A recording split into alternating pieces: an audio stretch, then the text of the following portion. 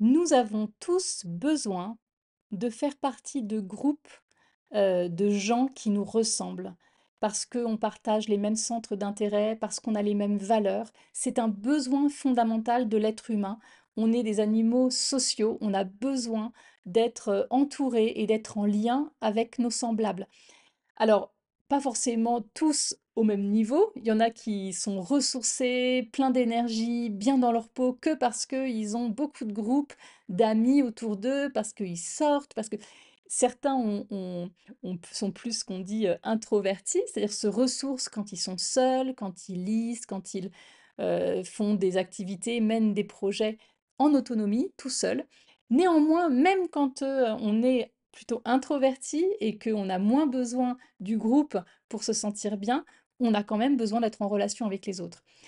Je vous expliquais au début de ce parcours que le début des études supérieures confrontait les étudiants à de l'anonymat et à un sentiment de solitude de manière un peu structurelle, parce que tous les étudiants à la fin du lycée s'orientent vers des formations différentes et que c'est vraiment un enjeu très important de se reconstruire un environnement social satisfaisant au début de ces études supérieures.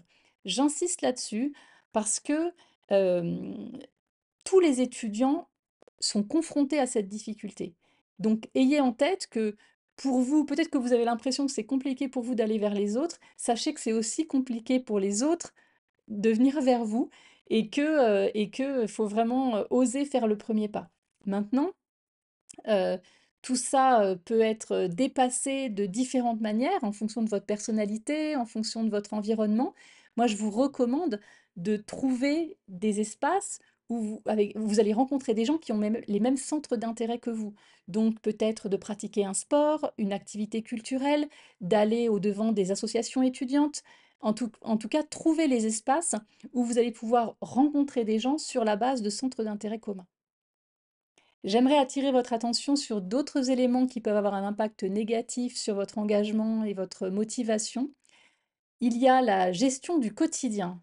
Pour les étudiants qui vivent seuls pour la première fois ou en colocation, le fait de faire les courses, d'organiser des problèmes de dégâts des eaux ou d'accès au Wi-Fi, etc., tout ça enfin, peut vraiment vous amener à vous sentir submergé parfois. Ça prend un temps de s'organiser pour faire des courses pour toute la semaine et pas simplement pour 2 repas. Il y a des étudiants dont je me souviens que chaque jour, ils disaient: «Ah bah mince, je m'étais fait une liste, j'étais allé faire les courses, puis finalement, au bout de 2 jours, il faut que j'y retourne» et parfois, c'est un peu compliqué en fonction de là où vous êtes, de reprendre les transports en commun pour aller à droite à gauche.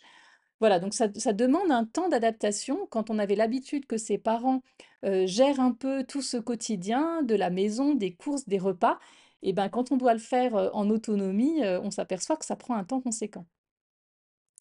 Il y a aussi le fait de ne pas se sentir à sa place dans la formation qu'on a choisie. Heu, En fait, on fait ses choix à la fin du lycée, de manière, plus ou moins, consciente du type de formation qu'on va suivre par la suite. Parfois, on choisit des formations, dans le cadre desquelles on va suivre des cours qu'on n'avait jamais suivis jusque-là, donc il y a forcément un élément de découverte. Parfois, vous vous retrouvez dans une formation qui était votre troisième, quatrième, voire, 12e choix. Et donc, ben, évidemment, vous n'êtes pas aussi motivé que si vous aviez obtenu votre premier choix. Tous ces éléments ont un impact très significatif sur, votre engagement et votre sentiment de vous sentir à votre place. Je vous invite, si vous avez vraiment des questionnements concernant votre orientation, à aller solliciter les professionnels dont c'est la mission de vous accompagner sur ces sujets. Donc peut-être qu'il y a un centre, d'orientation dans votre institution, peut-être qu'il y en a pas. S'il y en a pas, bah, il y en a dans chaque ville. Il y a des centres d'information et d'orientation avec des professionnels de l'orientation qui sont là pour vous aider à vous questionner et à avancer en fonction de votre situation spécifique. Et enfin, vous pouvez vous sentir seul parce que vous rencontrez des difficultés d'apprentissage. Là aussi, je vous encourage à vraiment avoir en tête que vous êtes jamais le seul à être en difficulté, à regarder autour de vous, à trouver des binômes ou des gens avec lesquels vous pourriez travailler pour trouver de la motivation, à travailler en dehors des cours, en petits groupes. Je vous encourage évidemment à consulter toutes les ressources qui vous sont accessibles dans ces modules en ligne pour trouver des stratégies d'apprentissage qui soient plus adaptées à votre profil et qui boostent votre motivation.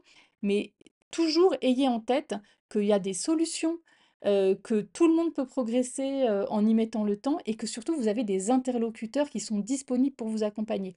Je vous parle de ces modules, mais vous avez évidemment en premier lieu vos enseignants dont c'est la mission de vous accompagner pour vous aider à dépasser vos difficultés d'apprentissage.